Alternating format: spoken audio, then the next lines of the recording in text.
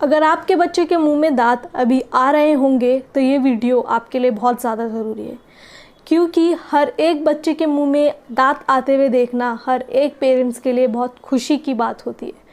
क्योंकि बच्चे के मुंह में दांत आने से वो लोग समझते हैं कि अब हमारा बच्चा बड़ा हो रहा है। लेकिन क्या आप जानते हैं यही बच्चों के मुंह में दांत आने के टाइम ये कितना तकलीफ़देह हो सकता है और मानसिक रूप से आपको परेशान कर देने वाली स्थिति भी पैदा कर सकता है। जी हाँ, मेरा नाम है डॉक्टर शबिस्ता जबी और आप देख रहे हैं क्लिनिकल डेंटिस्ट्री हब।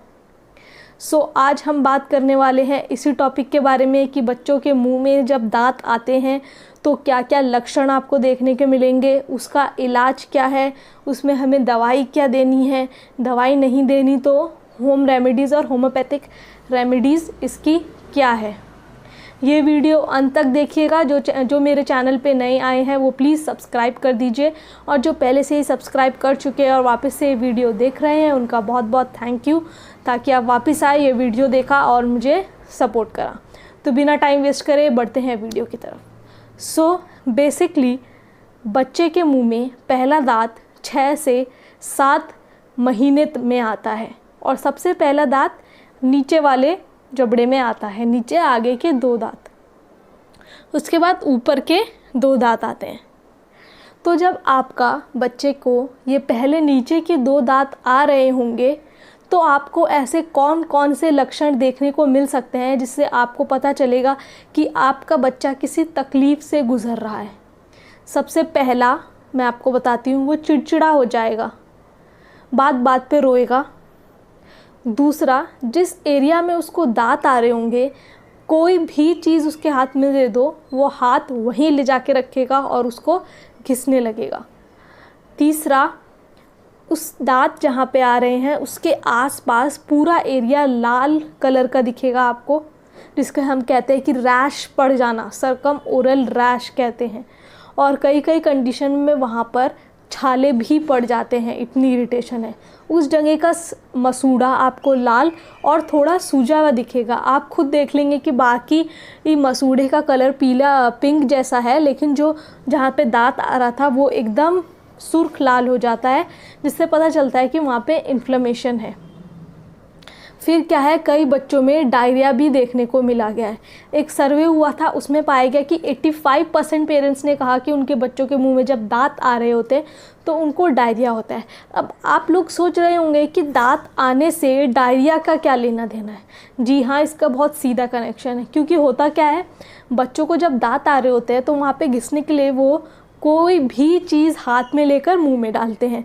अब वो जो मुंह में डाल रहे हैं उसमें उन्हें, मान लीजिए वहाँ पर कोई पेन पड़ा है और वो पेन लेके उन्होंने मुंह में डाल लिया। अब उसमें तो कीड़े लगे हैं, कीटाणु हैं जो हमें आँख से दिखते नहीं, माइक्रो ऑर्गेनिज्म। अब वही कीटाणु मुंह के ज़रिए बच्चे के पेट में जाते हैं और डायरिया कॉज करते हैं।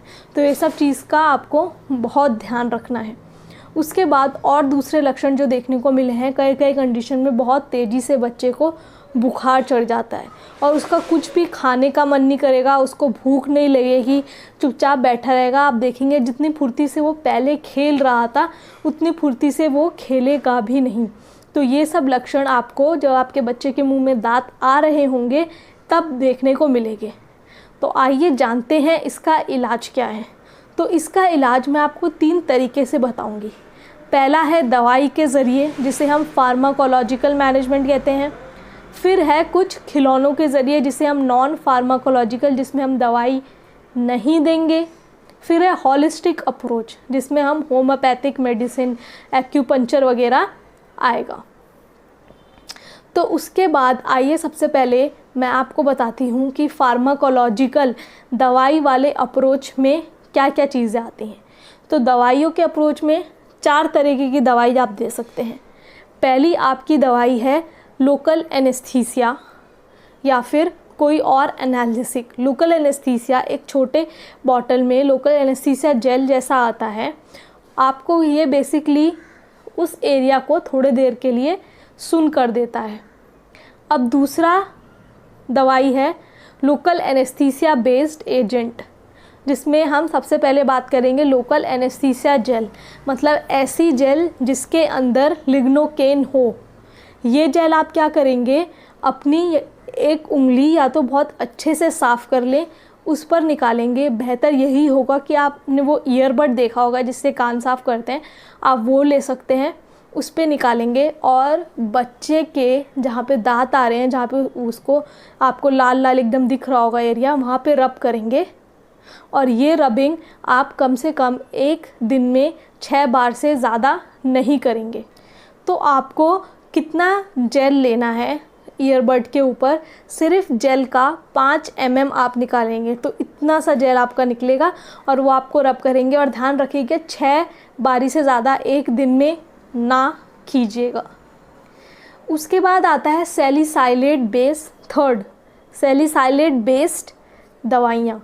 तो सैलिसाइलेट बेस्ड दवाइयाँ लोकल एनेस्थीसिया से ज़्यादा बेहतर काम इसलिए कर रही हैं क्योंकि लोकल एनेस्थीसिया क्या कर रहा है, सिर्फ आपके उस एरिया को सुन कर देता है, तो आपका थोड़ी देर के लिए दर्द वहाँ पे चला जाता है। लेकिन ये सैलिसाइलेट बेस्ड क्या होते हैं, ये तो एक तो आपका दर्द हटा रहा है, बच्चे का बुखार भी कम हो जाएगा और साथ में उस एरिया को थोड़ी देर के लिए सुन भी हो जाएगा, जिससे आपके बच्चे को दर्द नहीं होगा। ठीक है। उसके बाद जो है, अगर आपका बच्चा 4 महीने के ऊपर का है तभी उसको दाँत, क्योंकि पहला दाँत तो 7 महीने में यहाँ पर आ रहा है, 6-7 महीने के अंतराल में, तो आप क्या करेंगे, उस बच्चे में जब आप ईयरबड पे ये सैलिसाइलेट बेस कंपाउंड निकालेंगे तो आप ये 7.5 mm इतना छोटी सी मात्रा में निकालेंगे और बच्चे का जहाँ दाँत आ रहा है उस एरिया में जेंटली मसाज टाइप रब करेंगे। और ये भी आप सिर्फ एक दिन में 6 बारी ही दे सकते हैं। उसके बाद तीसरा है सिस्टमिक डोज जो आप बच्चों को देते हैं, उसमें सबसे पहले आता है पैरासीटामॉल। तो पैरासीटामॉल लाइक एलिक्सर आपको बच्चे को देना है, लेकिन आपको ध्यान ये रखना है कि डोज ज़्यादा ना दें। अगर आपका बच्चा छोटा है, अभी 1 साल का है, तो आप उसको 60 to 120 mg दे सकते हैं। लेकिन आपका बच्चा 1 साल से 5 साल के बीच में है तो आप उसको 120 to 220 mg के बीच दे सकते हैं। लेकिन ये चीज़ ध्यान रखिएगा कि आप इसे पूरे दिन में 4 बार नहीं दें और 1-2 डोज के बीच में 2-3 घंटे का अंतर रहेगा ही रहेगा।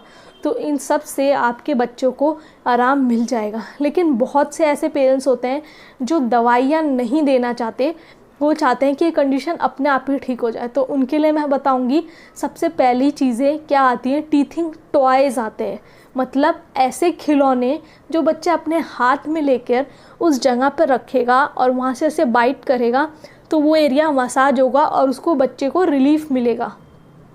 क्योंकि क्या होता है, जब आप वहाँ से रख के बाइट करते हैं तो वहाँ के जो मसूड़े हैं वहाँ पे खून का संचालन जारी हो जाता है, तो इसकी वजह से वहाँ पर दर्द कम होता है।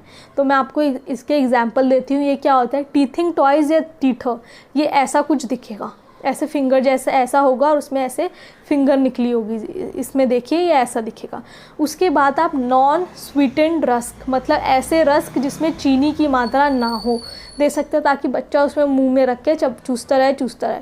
और उसके बाद आता है कि आप चिल्ड टीथर दें तो ज़्यादा अच्छा है, मतलब ठंडा। आप बच्चे के टीथर को, वो खिलौने को फ्रिज में रख दीजिए, जब वो ठंडा हो जाए तब उसको दीजिए, तो उसका असर बहुत अच्छा आपको देखने को मिलेगा। उसके बाद जो खिलौने आते हैं वो हैं, आप केले को फ्रिज में ठंडा करके भी दे सकते हैं क्योंकि वो थोड़ा कड़ा हो जाएगा, तो वो एज अ टीथिंग टॉय वहाँ पे वर्क करेगा। ठीक है। उसके बाद आप बच्चे को बैगल्स आते हैं, आप उसको फ्रीज्ड बैगल्स दे सकते हैं। उसके अलावा और क्या क्या चीज़ आपको दे, तो ये सब चीज़ जब बच्चा अपने मुंह में डालता है तो वहाँ पे उसको रिलीफ पड़ता है, क्योंकि प्रेशर पड़ेगा ये चीज़ें, क्योंकि मुंह में रख के बच्चा ऐसे काटेगा तो उसको प्रेशर पड़ेगा, तो उसको वहाँ पे पेन रिलीफ मिलेगा। ये जो टॉयज़ होते हैं ये बेसिकली सिलिकॉन के बने होते हैं, तो आपको इससे घबराने की ज़रूरत नहीं कि बच्चा मुँह में प्लास्टिक ले रहा है, वो प्लास्टिक बिल्कुल नहीं है, ये सिलिकॉन होता है।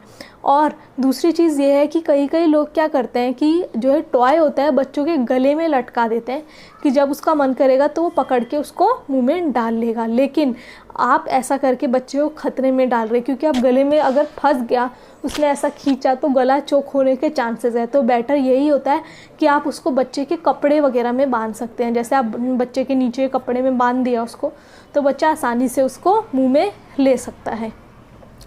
तो अभी तक मैंने आपको बता दिया कि बच्चे के मुंह में दांत आते हैं तो क्या क्या लक्षण आपको देखने को मिलेंगे। अगर आपको ऐसे लक्षण देखने को मिल रहे हैं तो उसका क्या क्या किस किस तरीके से इलाज है। अब लास्ट इसका इलाज बचता है जो कि है होम्योपैथिक।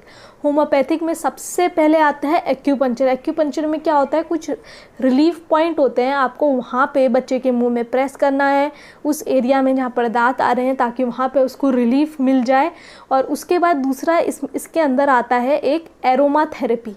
एरोमा थेरेपी में क्या होता है, कुछ ऑयल्स जैसे कि ऑलिव ऑयल हो गया और फिर कैमोफिल ऑयल भी है, ये एक एंटी इन्फ्लेमेटरी की तरह काम करते हैं और वहाँ पे तुरंत बच्चे को दर्द से छुटकारा दे देते हैं।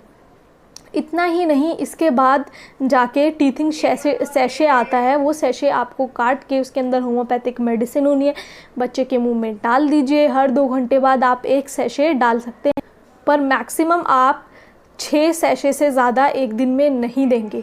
उसके बाद दूसरी दवाई है जो है कि एक टिंचर पाउडर के नाम से आता है, जिसको आप 4 ग्राम यूज़ करते हैं, उसे कहते हैं मेट्रिकेरिया टिंचर के नाम से आता है। ये भी एक होम्योपैथिक मेडिसिन है, क्योंकि बहुत से पेरेंट्स बच्चों को मेडिसिन देते हुए डरते हैं तो वो ज़्यादा प्रेफर करते हैं होम्योपैथिक लेना, तो इसलिए मैंने आपको होम्योपैथिक इलाज भी इसका बता दिया।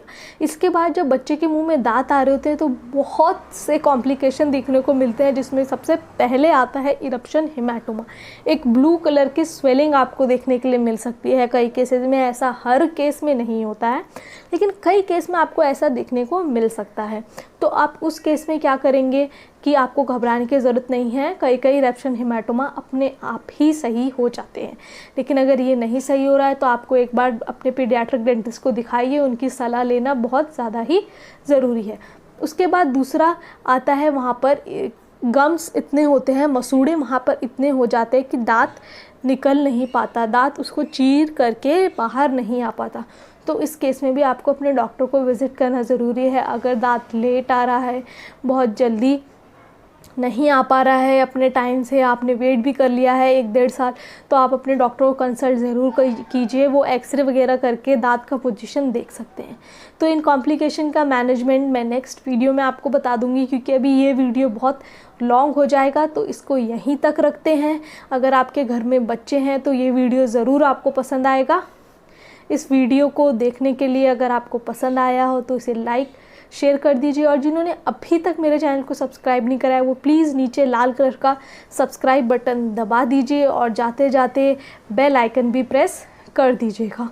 चलो, all of you have a good day. I am signing it off. Bye.